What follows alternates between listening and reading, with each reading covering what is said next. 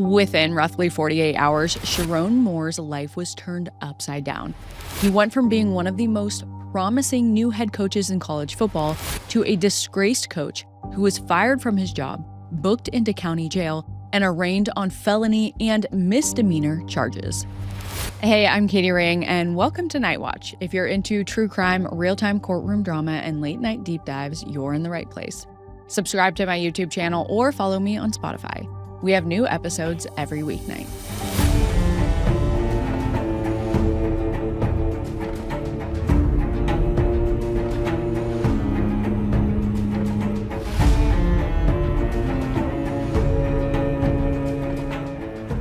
This episode discusses active criminal cases and breaking news. The information we share is based on what's publicly available at the time of recording and may change as new evidence comes to light. We aim to inform, not to decide guilt or innocence. So everyone mentioned is presumed innocent until proven guilty in a court of law. I'm really excited to dive into our cases this week because we're going all in on the world of college crimes, starting with the commotion over at the University of Michigan. If you've ever been to Ann Arbor, you know the University of Michigan isn't just a campus. It's a community built around tradition, identity, and a kind of electricity that pulses almost every Saturday in the fall. And nothing defines that more than Michigan football. The Wolverines are one of the most dominating programs in the history of college football. They compete in the Big Ten Conference along other top programs like Ohio State and USC. They've claimed 12 national championships, including the 2023 title that brought the program back to the top spot. Not to mention the fact that they play inside the largest stadium in the country. The stadium, dubbed the Big House, can hold more than 100,000 people, and when it fills up, it becomes its own small city of blue and maize. And it's not just about college football. Hundreds of Michigan players have made it all the way to the NFL, some of the top draft picks whose names stretch across Pro Bowl rosters and even the NFL Hall of Fame. The program carries expectations that never really fade, no matter the era or the coach. After all, winning is the standard, and striving to be the best in the Big Ten is the expectation. In 2025, the Wolverines went 9-3 in the Big Ten, locking in the Citrus Bowl matchup against the Texas Longhorns on December 31st. It was the kind of game that promised national attention and a chance for the program to prove that it was steady even while rebuilding. And all of this was unfolding under the leadership of head coach Sherrone Moore, who came to Michigan back in 2018 as the tight ends coach. He was young, energetic, and immediately connected with players. 3 years later, in 2021, he was promoted to co-offensive coordinator, and by 2023, when then head coach Jim Harbaugh got multiple suspensions, Moore stepped in as the acting head coach. Those games mattered more than anyone realized at the time. He proved he could handle pressure, lead without hesitation, and command the team during moments when everything felt uncertain. So when Harbaugh officially left for the NFL in January of 2024, Michigan didn't launch a national search. They didn't need to. They had a fully capable candidate right at home. Moore was promoted to permanent head coach, inheriting a program fresh off a national championship and filled with expectations that follow any coach who steps into one of the most high-profile jobs in college football. And the transition was smooth. Moore wasn't just Harbaugh's replacement, he was becoming the face of the program's next phase. But on December 10th, 2025, it all came crashing down. Moore was fired as the head coach of Michigan for having an inappropriate relationship with an employee. For a while, the University of Michigan hadn't officially released its termination letter, but it was finally obtained by Detroit News in early January. According to the letter, the university received hotline reports about Moore's relationship with a staffer, but the school also alleges that during their investigation into it, Moore gave, quote, untruthful statements during investigative interviews. We're also learning that on December 10th, Moore's wife, Kelly Moore, called 911 and told the dispatcher that she was worried her husband was going to hurt himself after being fired. In a recording obtained by TMZ, she told the police that Moore said he wanted to kill himself. Kelly even asked the police to track him because she didn't know where he was. At the time of this recording, the aforementioned staffer who Moore was in a relationship with has not come forward publicly. Her identity hasn't been revealed, and despite a few pieces of evidence pointing towards who it is, We are going to refrain from identifying her until the police officially release her name. Fox News reports that she was his executive assistant, and get this, between 2024 and 2025, right around the time Moore was getting comfortable at Michigan, his alleged mistress received a massive pay raise. Michigan's fiscal reports show that in 2023 and 2024 fiscal years, she was being paid $58,000. Coincidentally, in 2025, her salary went up by 70% to about $99,000. As of this recording, exact details of the story have also not been released by the university or police. But there are two current versions circulating. Some outlets are reporting that the victim broke up with Moore on December 8th. And according to the charging documents, the breakup didn't create space. It created pressure because Moore did not take the breakup lightly. He allegedly began harassing her, calling her, contacting her repeatedly, and as the communication intensified, she went to the University of Michigan and told them what was going on. The second version is that everyone was aware of this relationship and Moore was advised to not work directly with the employee. He was told to either move her to another position within the department or fire her. This version alleges that he opted to fire her, and so she came forward with the evidence of their relationship. On the 911 call, the victim said that Moore had been stalking her for months, which makes me believe she probably broke up with him a while back, so I'm leaning towards this version. But regardless of the exact orders of events, the university had already been investigating the relationship using an outside law firm, but the two denied any relationship. That is, until the staffer came forward. And once Michigan got the staffer's confirmation, it made a decision that would change the future of its program. Michigan fired Moore. That was bad enough as it was, but suddenly, this wasn't just a private breakup. The staffer had a safety concern on her hands, because after Moore was fired, he broke into her house.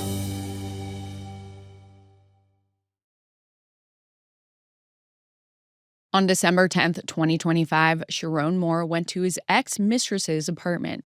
Moore had just gotten fired from his job as head coach and blamed it all on his mistress.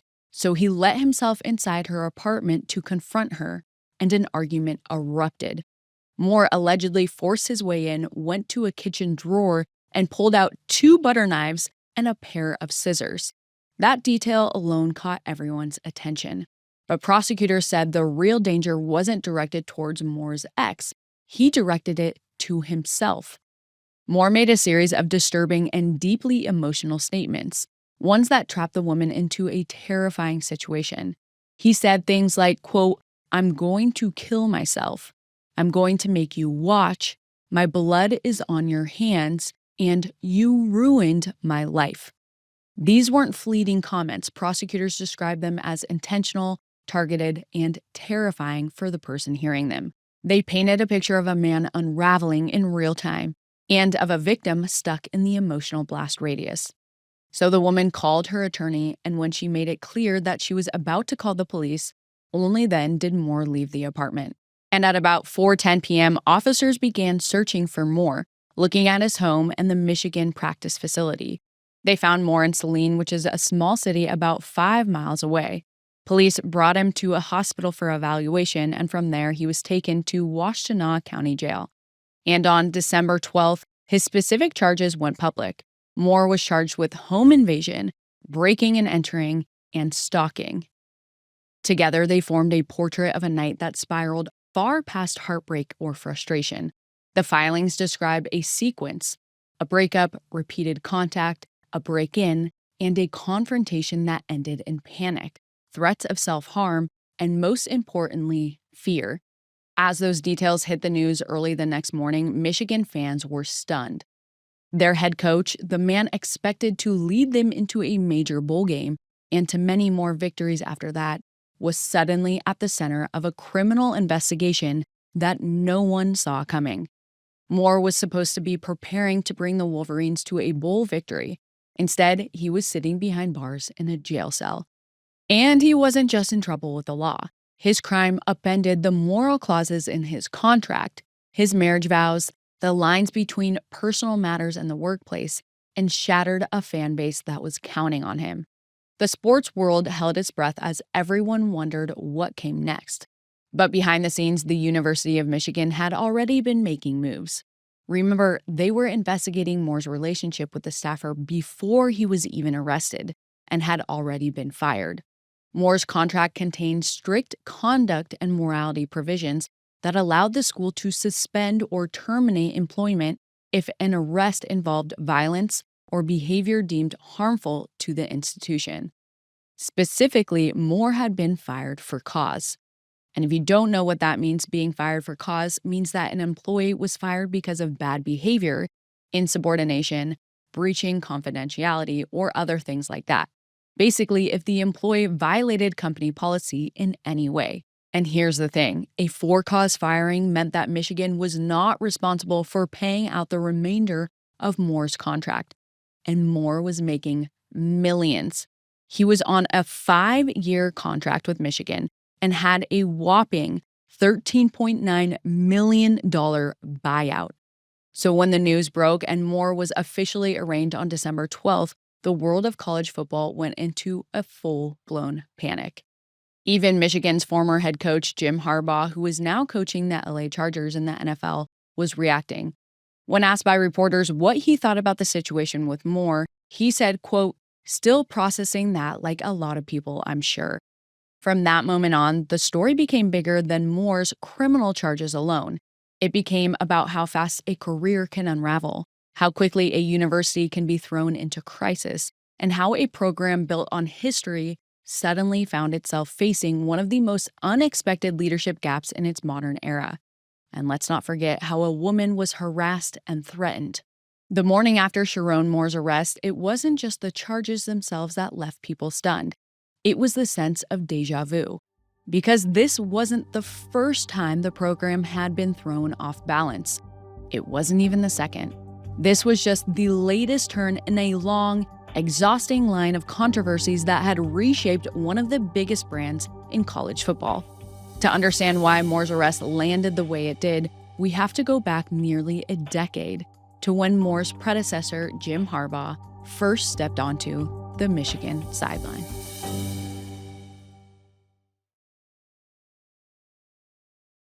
Former Michigan head coach Jim Harbaugh arrived at the university in December of 2014, returning to a school where he once had been the starting quarterback, and in a program like Michigan, expectations were high. Michigan was struggling when he arrived. They had a 5-7 record in 2014, and their national relevance was being questioned. And the program had been knocked around by rivals who used to fear playing in the big house. But Harbaugh brought the swagger back immediately. He was animated, theatrical, polarizing, and compelling. Everything that makes a college football coach larger than life. In just a year, he turned the program around, and by 2015, Michigan was winning again. They went 10-3 that year, and it felt like Harbaugh had restored the Wolverines' identity. He climbed trees during recruiting visits, ran satellite camps across the country, and embraced every camera pointed at him. He turned the program into a spectacle, in a good way, at least at first. But the farther Harbaugh pushed Michigan back into the spotlight, the more complicated things became behind the scenes. The first major controversy that set this entire chain of events in motion surfaced in 2023, nearly 9 years into Harbaugh's tenure. The NCAA discovered that Harbaugh had gotten cheeseburgers at a restaurant with a pair of recruits during the recruiting dead period. If you don't know what a recruiting dead period is, it's a specific time set by the NCAA where college coaches are prohibited from any face-to-face contact with prospective student athletes, meaning no in-person meetings, evaluations of games, or hosting campus visits. However, digital contact like calls, texts, and emails are generally still allowed, but coaches can't see recruits compete live.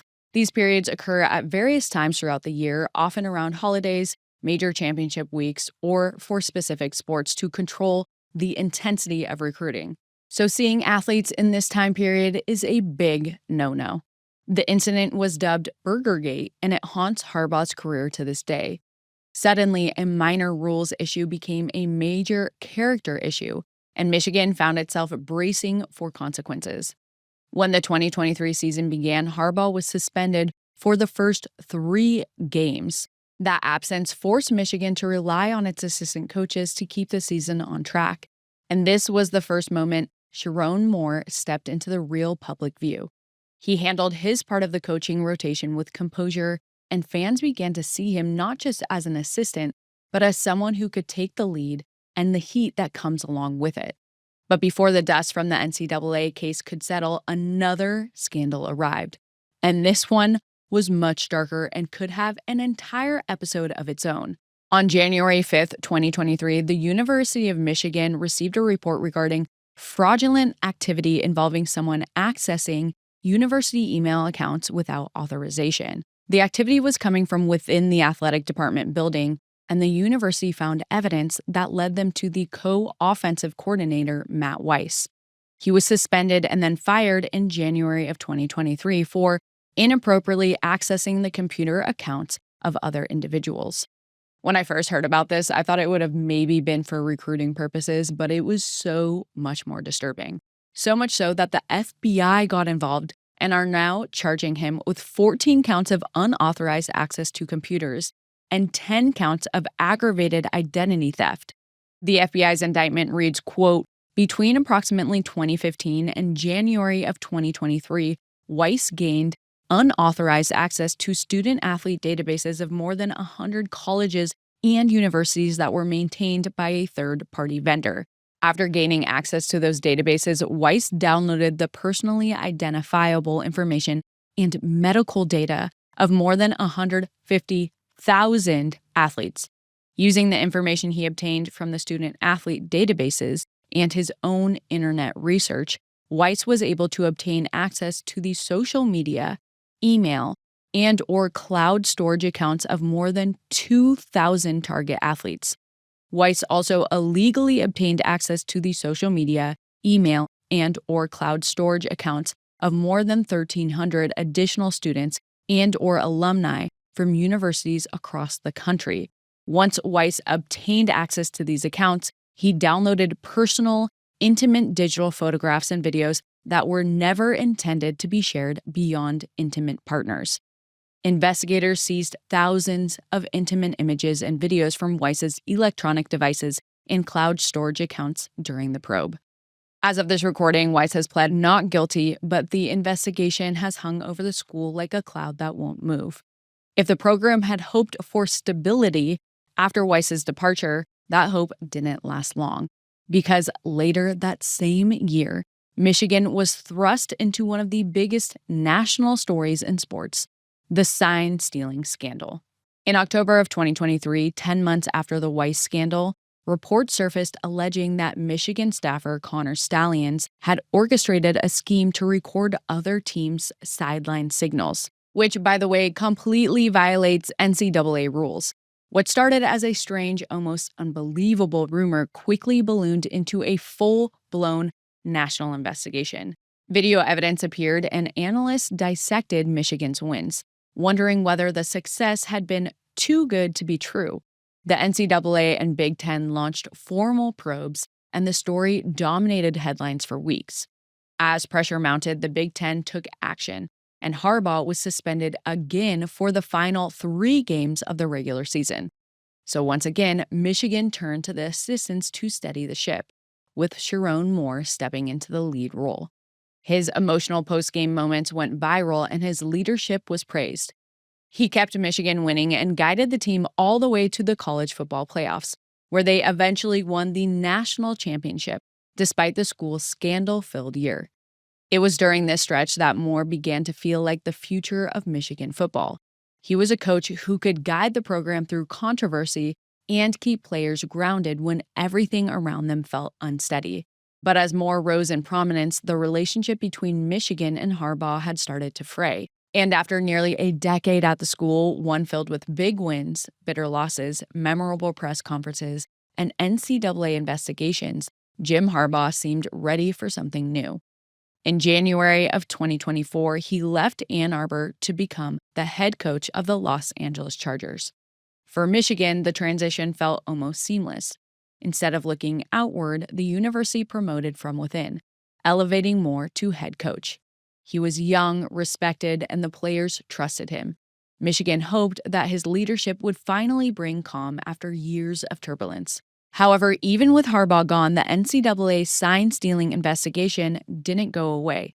And in 2024, the NCAA formally alleged that Moore had obstructed parts of the inquiry, an allegation he denied, but one that kept Michigan in the national spotlight. Nevertheless, the program kept moving and winning, but the feeling of being under scrutiny never quite lifted. And then came December 10th, 2025. A police call, an arrest, charges filed, a head coach fired, and another public scandal. For a program used to being defined by championships, Heisman races, NFL draft picks, and sold-out stadiums, the last few years had become a string of crises that left fans wondering when the program would finally catch its breath. For the people closest to the program, the crises no longer felt like isolated incidents. It felt like momentum shifting, a sense that something larger was happening inside the walls of one of the most iconic teams in college sports. And in the hours after Moore's firing, the question wasn't just about what Michigan would do next. It was whether the program had finally hit a breaking point. In the days after Sherrone Moore's arrest, the impact on Michigan football wasn't abstract. It wasn't theoretical. It was immediate, concrete, and documented across every corner of the program. Although I am 100% against getting involved with anyone in a relationship, no one should ever have to endure stalking, harassment, breaking and entering, and being threatened the way Moore did to this young woman. Although we don't know much about the victim or the nature of their relationship yet, the fact that Moore was her boss shows a clear power imbalance. And if it's true that he fired her to try and save his own it does not look good. And his behavior in the fallout was extremely concerning. Moore was erratic. He stalked her, he broke into her apartment, he blamed her for everything, and threatened to take his own life if she didn't do what he wanted. That's not love, that's abuse. Despite trying to blame his mistress for ruining his life, Moore is the one who broke his marriage vows and promises to his family, and pursued one of his employees, knowing it was a fireable offense. Sherrone Moore ruined his own life, because if he didn't make these decisions, he would still have a family, a career, and a contract worth millions. In the meantime, we'll be waiting to see what the legal system does with Moore's case. He has been placed under GPS tether monitoring as part of his bond condition, which is set at $25,000. And he also has to undergo mental health treatment. His probable cause conference is set for January 22nd, so we'll keep our eyes on that as well. Even after that conference, Moore's arrest will still hit like a shockwave, not just because of what he's accused of, but because of everything Michigan fans and staffers have already endured. What did you think of tonight's case? Drop your thoughts and theories in the comments. And if you liked this episode, buckle up because we're bringing you an entire week of college crimes. See you next time. If you haven't already, make sure to subscribe to my YouTube channel at Nightwatch Pod. Thank you. It truly helps me out.